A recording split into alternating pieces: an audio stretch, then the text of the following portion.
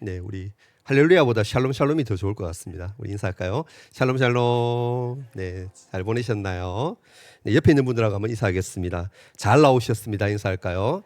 자, 잘 나오셨습니다. 은혜 받읍시다. 한 번 더 인사할게요. 은혜 받읍시다. 네. 사랑하는 성도 여러분, 오늘 여러분에게 한 가지 질문을 던지면서 설교를 한번 시작하려고 합니다. 여러분은 기도라는 단어를 들으면은 가장 먼저 무엇이 떠오르십니까? 어떤 분은요, 간절히 구하면 하나님이 응답해 주시는 것, 그것이 기도다라고 하시는 분도 있습니다. 또 어떤 분은요, 신앙인으로서 마땅히 해야 하는 당연한 의무다라고 하시는 분도 계세요. 그리고 또 어떤 분은 내 죄를 용서받고 영적으로 살기 위해서 반드시 해야 하는 것이 기도다라고 이렇게 말을 하십니다. 사실 모두 다 맞는 말이고 귀한 고백입니다. 그러면 묻겠습니다. 꼭 기도해야지만 하나님이 우리에게 필요한 것을 주실까요? 꼭 기도해야 하나님이 주실까요? 여러분 어떻게 생각하십니까? 사실 하나님은요, 우리가 구하지 않아도 햇빛과 공기를 주시고 또 일상의 수많은 은혜를 쏟아부어 주시는 그러한 분인 줄 믿습니다. 그렇다면 여기서 질문이 생기죠. 왜 우리는 기도를 쉬지 않고 해야 할까요? 그 이유는 무엇이냐면은 기도가 단순히 하나님께 무언가를 타내는 주문서나 요청서가 아니기 때문입니다. 기도는 하나님과 우리 사이에 가장 깊은 인격적인 교제인 것이죠. 그리고 우리가 구하는 그 과정 가운데서 하나님이 내 삶의 주인이 되어주시고 참 좋으신 나의 아버지라라는 그런 사실을 눈물로 확인하는 거룩한 통로가 바로 기도인 줄 믿습니다. 그렇다면 우리는 과연 어떻게 기도를 하나님 앞에 드려야 하겠습니까? 무엇이 하나님이 가장 기뻐하시는 기도이겠습니까? 사실 이 질문 앞에 서게 되면 교회를 수십 년 다녔던 그러한 어른들 또한 중직자라 할지라도 선뜻 대답하기가 쉽지 않을 줄 압니다. 오늘 본문은요, 바로 그 질문에 대해서 예수님이 직접 답을 해주시는 그러한 장면입니다. 우리가 너무나도 잘 알고 있고 입으로 외우고 있는 주기도문이 바로 그것이죠. 이 주기도문은 당시 제자들이 주님, 기도하는 방법을 잘 모르겠으니 우리에게 기도하는 방법을 좀 가르쳐 주십시오라고 요청하였을 때 주신 주님의 말씀입니다. 하지만 동시에 오늘을 살아가는 저와 여러분에게 너희는 이렇게 기도해야 하고 또 이러한 삶을 살아가야 한다라고 알려주시는 주님의 친필 편지와도 같은 말씀인 줄 믿습니다. 우리 모두 오늘 이 시간을 통해서 2000년 전에 예수님이 친히 가르쳐 주신 그 기도의 원리와 삶의 자세를 배우고 우리의 기도가 새로워지는 역사가 있기를 주님의 이름으로 간절히 바라며 축복합니다. 먼저 첫 번째 우리가 기도할 때 경계해야 하는 것이 있는데 그것이 무엇이냐면은 바로 외식적인 기도입니다. 예수님은 올바른 기도를 가르쳐 주시면서 먼저 하신 말씀이 하지 말아야 할 기도에 대해서 얘기하셨습니다. 즉 뭡니까? 우리가 경계해야 할 기도가 있다라는 말씀이죠. 예수님 당시에 거룩한 척하던 그런 바리새인들과 서기관들의 기도를 한마디로 요약하면 무엇이었습니까? 바로 외식이었죠. 외식이란 과연 무엇입니까? 지금 띄워줬는데요. 한문으로 보면 겉외자에 꾸밀 식자를 씁니다. 그러니까 겉으로 드러나는 언행과 속마음이 일치하지 않는 위선을 말합니다. 겉은 화려하고 거룩한 옷을 입고 또 거룩한 수식어를 사용하지만 그 속에는 하나님을 향한 진실한 사랑도 진실한 경외함도 없다라는 것이죠. 겉과 속이 너무너무 달라서 하나님 앞에 전혀 진실하지 않은 사람을 말하는 것이죠. 성경은 이러한 외식하는 자들을 향해서 무서운 경고의 말씀을 우리에게 알려주고 있습니다. 마태복음 23장 13절에 주님이 말씀하셨는데요. 뭐라고 했는지 함께 읽어보겠습니다. 자, 시작. 화 있을진저 외식하는 서기관들과 바리새인들이여, 너희는 천국 문을 사람들 앞에서 닫고 너희도 들어가지 않고 들어가려 하는 자도 들어가지 못하게 하는도다라고 합니다. 외식하는 사람들의 기도를 가만히 한번 들여다볼 수 있기를 바랍니다. 그들은요, 기도를 하나님이 하는 것이 아니라 사람에게 보이려고 그렇게 기도를 합니다. 많은 사람이 지나다니는 사거리 어귀에 서서 손을 높이 들고서는 긴 기도를 주문을 외우듯이 드리고 있다라는 것이죠. 실제로는 하나님을 정말로 사랑하지도 않고 하나님의 나라를 위해서 자기 삶을 희생할 마음도 전혀 없으면서 입으로는 하늘의 온갖 거룩한 단어를 총동원하고 있음을 보게 되죠. 오직 사람들에게 저 사람은 정말 경건한 사람이구나, 저 사람은 정말 대담한 믿음을 가진 사람이구나라는 칭찬을 듣고 싶어 하는 자의식으로 가득 찬 기도가 바로 외식하는 자들의 기도였다라는 것이죠. 예수님은 이것을 보시고 뭐라고 얘기하십니까? 단호하게 말씀하시죠. 그들은 자기 상을 이미 받았다라고 하십니다. 사랑하는 성도 여러분, 혹시 우리의 기도가 사람의 귀를 의식하는 기도는 아닌지 이 시간 돌아보았으면 합니다. 곁에 있는 다른 성도들이 들었을 때에 나를 어떻게 볼까를 먼저 염두에 두고 기도하고 있지는 않습니까? 내 의로움을 은근히 자랑하고 내 경건을 과시하려는 마음이 단 1%라도 만약에 그 기도 가운데 섞여 있다라면 안타깝게도 그것은 하나님이 받으시는 그러한 기도가 아니라 공중에 산산이 부서지는 외식의 소리에 불과할 줄 믿습니다. 그렇다면 예수님이 말씀하신 이 외식적인 기도의 해결책은 과연 무엇이겠습니까? 마태복음 6장 6절 말씀을 보면 주님이 이렇게 말씀합니다. 한번 같이 읽을까요? 자, 시작. 너는 기도할 때에 내 골방에 들어가 문을 닫고 은밀한 중에 계신 내 아버지께 기도하라. 갚으시리라. 아멘. 하나님은 은밀한 중에 우리의 기도를 들으시는 그러한 분인 줄 믿습니다. 하나님은 어떤 분입니까? 은밀한 중에 우리의 기도를 들으시는 분이죠. 물론 하나님은 넓은 광장에서 드리는 대중 기도도 다 들으시고요. 우리가 다 함께 모여 드리는 이 예배당의 통성 기도도 당연히 들으십니다. 그럼에도 불구하고 왜 주님은 굳이 골방을 말씀하고 계실까요? 그것은 올바른 기도의 본질을 우리에게 가르쳐 주시기 위함인 줄 믿습니다.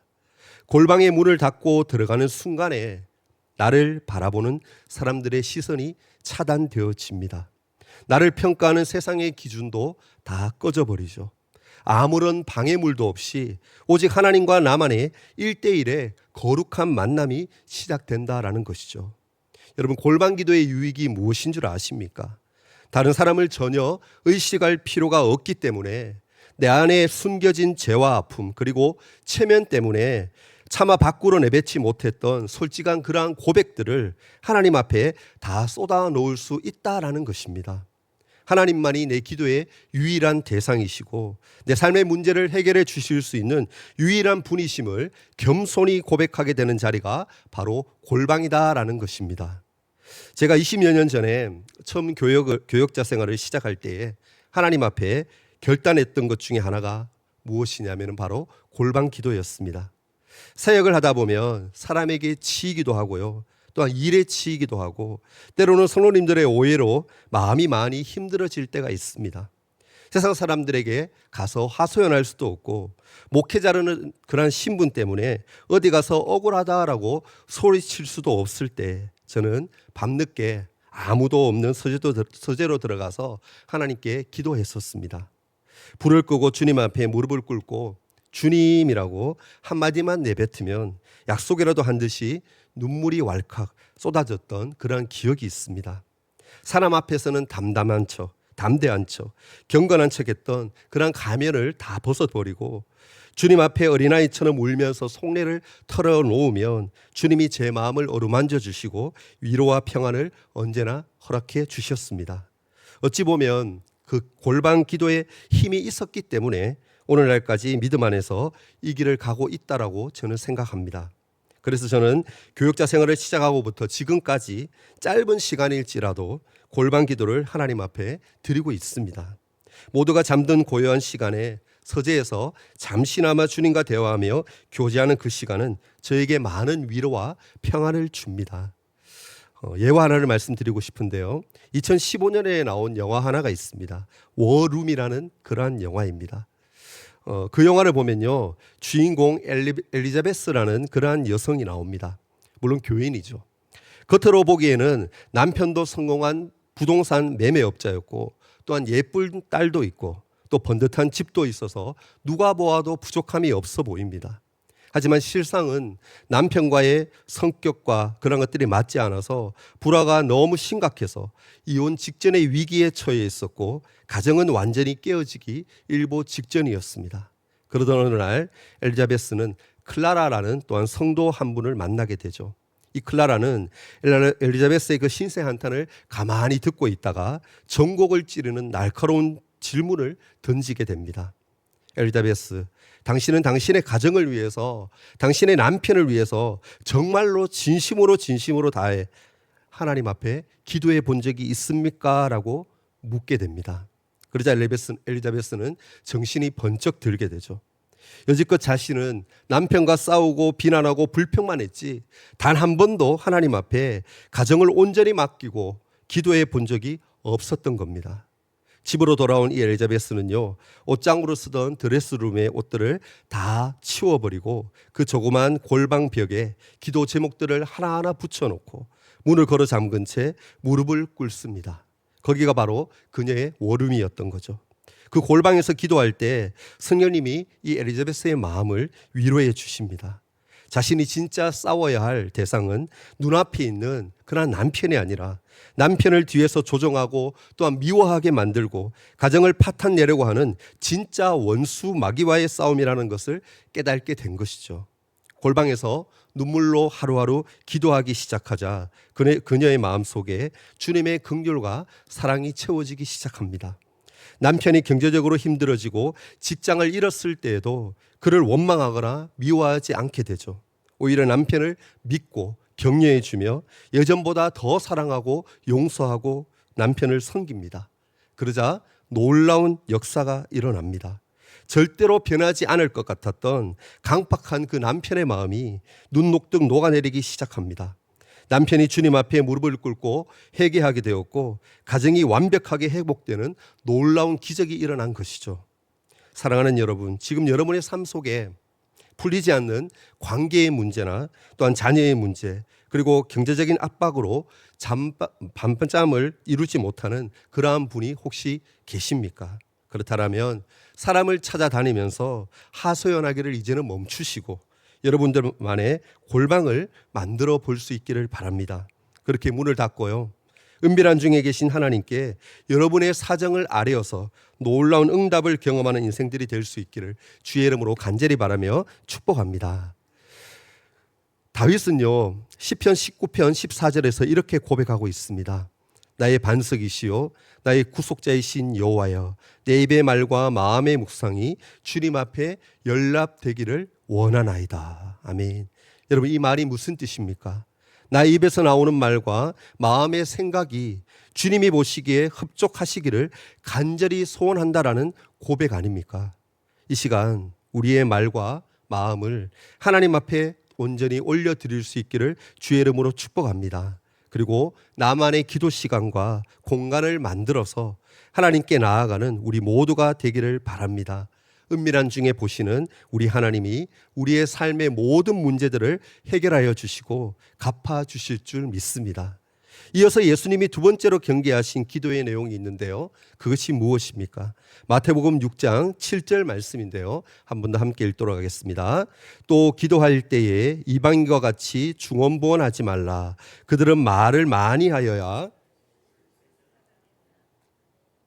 아멘. 두 번째 경계는 무엇입니까? 바로 이방인과 같이 중언부언하지 말라라는 겁니다. 여기서 여러분, 중언부언이란 이 말은요, 아무런 의미도 없는 단어나 문장을 영혼 없이 습관적으로 반복하는 것을 의미합니다. 여러분, 왜 이방인들은 기도할 때 주문을 외우듯이 중언부언하겠습니까? 그들에게는 살아계신 하나님에 대한 인격적인 지식이 없기 때문입니다. 여러분, 우상을 섬기는 사람들을 가만히 한번 보시기 바랍니다. 우상과 인간 사이에는요, 인격적인 교제가 없습니다. 그저 신의 분노를 달래고 내 정성을 쏟아부어서 신의 마음을 감동시켜 내 욕심을 채우는 것이 목적일 뿐입니다. 그렇다 보니까 어떻습니까? 내 속이 후련해질 때까지 똑같은 말을 수없이 반복합니다. 말을 길게 하고 소리를 크게 지르고 정성을 많이 들이면 신이 귀찮아서라도 내 소원을 들어줄 것이라는 막연한 미신적 종교심 때문에 그렇게 하는 겁니다. 열왕기상 18장에 나오는 갈멜산의 바알과 아세라 선지자들을 여러분 기억하십니까? 그들은요, 불을 내려달라고 하루 종일 바알이여 우리에게 응답하소서라고 주문을 외우듯이 부르짖었습니다. 그런데도 아무 응답이 없자 몸에 칼로 상처를 내며 피를 흘리기까지 합니다. 이것이 바로 이방인들의 중언부언인 것이죠. 그러나 우리가 섬기는 하나님 아버지는 그러한 우상이 절대로 아닙니다. 하나님은 우리가 말을 화려하게 잘해야지만 들으시는 분이 결코 아니십니다. 똑같은 기도 제목을 주문하듯이 주문처럼 1000번 반복해야 비로소 움직이시는 그러한 야박한 분도 아닙니다. 8절 말씀을 보면 뭐라고 얘기합니까? 구하기 전에 너희에게 있어야 할 것을 하나님 너희 아버지께서 아신다라고 말씀하고 있습니다. 아멘. 사랑하는 여러분, 외식하는 기도와 중언부언하는 기도의 공통점이 무엇인 줄 아십니까? 바로 내 중심의 기도다라는 것입니다. 하나님과의 인격적인 관계나 하나님의 뜻에는 전혀 관심이 없고 오직 내 만족, 내 자랑, 내 욕심, 내 유익만을 위해서 하나님을 이용하려는 기도가 바로 외식과 중언부언입니다. 오늘 우리의 기도를 이 시간 함께 돌아볼 수 있기를 바랍니다. 우리는 지금 기도할 때에 진짜 하나님의 뜻을 찾고 기도하고 계십니까? 아니면 그 전에 욕망을 이루기 위해서 하나님을 설득하려고 때를 쓰고 있지는 않습니까? 바라기는 나만을 위한 이기적인 기도를 이제는 모두 다 내려놓고 주님의 마음을 시원케 해드리는 진실한 그러한 기도가 우리의 입술에서 터져 나올 수 있기를 간절히 바라고 축복합니다. 이어서 9절 말씀을 보면요, 우리가 잘 알고 있는 주기도문의 내용이 시작되어집니다. 9절 말씀을 보면요, 그러므로 너희는 이렇게 기도하라. 하늘에 계신 우리 아버지여 이름이 거룩히 여김을 받으시오며 라고 하죠. 예수님은 기도의 첫머리에 우리가 불러야 할 기도의 대상이 누구인지를 먼저 얘기하고 있습니다. 누구입니까? 바로 하늘에 계신 우리 아버지이시죠. 여러분, 이 호칭이 얼마나 놀랍고 가슴 떨리는 고백인 줄 아십니까? 호칭은 무엇을 의미할까요? 곧 관계성을 의미합니다. 예수님이 하나님을 아버지라 부르게 하셨다라는 것은 우리가 감히 다가갈 수 없는 거룩하신 하나님과 우리 사이를 아버지와 자녀의 인격적 사랑의 관계로 묶어주셨음을 의미합니다. 여러분 가운데 혹시라도 또 어려운 일을 겪고 있는 그러한 분이 계십니까? 답답하고 낙심되는 상황에 처해 있는 그러한 분이 계십니까? 우리 아버지 되신 하나님 앞에 나아가시기를 바랍니다.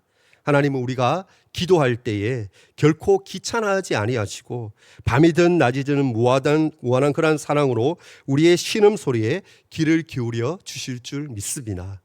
하나님 아버지를 부른 후에 예수님은 구체적인 기도의 내용을 가르쳐 주십니다. 주기도문은 크게 하나님의 영광을 구하는 기도와 또한 인간의 필요를 구하는 기도로 이루어져 있음을 보게 됩니다. 하나님의 영광을 구하는 기도는 무엇입니까? 하나님의 이름을 부르고 하나님의 나라를 구하고 하나님의 뜻을 구하는 것이죠. 그리고 인간의 필요를 구하는 기도는 무엇입니까? 양식과 용서와 시험과 구원을 얘기하고 있죠. 이것은 십자가의 정신인 하나님 사랑과 이웃 사랑과 정확히 일치한다라는 것을 우리는 보게 됩니다. 먼저 일용할 양식을 구하는 기도인데요, 11절 말씀을 보면 오늘 우리에게 일용할 양식을 주시옵고라고 말씀합니다. 여기서 양식은요, 단순히 밥 한 끼만을 의미하는 것이 아닙니다. 무엇일까요? 우리가 하루를 살아가기 위해 필요한 모든 물질적 또는 육체적 조건을 포함함을 얘기합니다. 그런데 주님은요, 평생 먹을 양식을 구하라라고 그렇게 말씀하지 아니하시고 왜 일용할 양식을 구해야 한다라고 말씀하셨을까요? 그 이유는 창고에 양식을 가득 쌓아두고 하나님 없이도 살 수 있는 존재가 되려고 하지 말고 광야의 이스라엘 백성들이 매일 아침 만나를 거두며 하나님만을 바라보았듯이 우리도 날마다 나의 공급자이신 하나님만을 의지하며 살아가라라는 거룩한 도전을 주시기 위함인 줄 믿습니다. 이어서 죄를 용서하는 기도를 말씀하고 있는데요. 12절 말씀을 보면 이렇게 기록합니다. 우리가 우리에게 죄 지은 자를 사하여 준 것 같이 우리 죄를 사하여 주시옵고라고 말씀하죠. 이것은 용서에 관한 기도입니다. 기독교 신앙의 핵심이 무엇입니까? 사랑이기도 하지만 용서이기도 하죠. 그런데 말씀을 가만히 읽어보면 무서운 조건이 붙어 있음을 보게 됩니다. 무엇일까요? 우리가 타인의 죄를 용서해 준 것 같이 하나님도 우리 죄를 용서해 달라라고 기도하고 있죠. 이것은 내가 남을 용서하지 아니하면 하나님께 내 죄를 용서해 달라고 기도하는 것은 결코 성립될 수 없다라는 것을 뜻합니다. 사랑하는 여러분, 복수는요, 나에게 상처를 준 사람에게 그대로 되갚아 주는 겁니다. 무서운 얘기 아닙니까? 안타깝게도 이 세상을 살아가는 우리 또한 누군가에게는 순전한 피해자만은 아니다라는 것을 보게 됩니다. 우리 역시 어떻습니까? 누군가에게 상처를 준 가해자인 것이죠. 무엇보다 우리는 하나님 앞에 죽을 수밖에 없었던 죄인들이었습니다. 주님이 가르쳐 주신 용서의 기도는 사실상 상대방을 위한 기도이기 전에 내 영혼이 살기 위한 기도임을 우리는 기억해야 됩니다. 미움과 증오를 품고 드리는 그러한 기도는 절대로 하늘에 닿을 수 없습니다.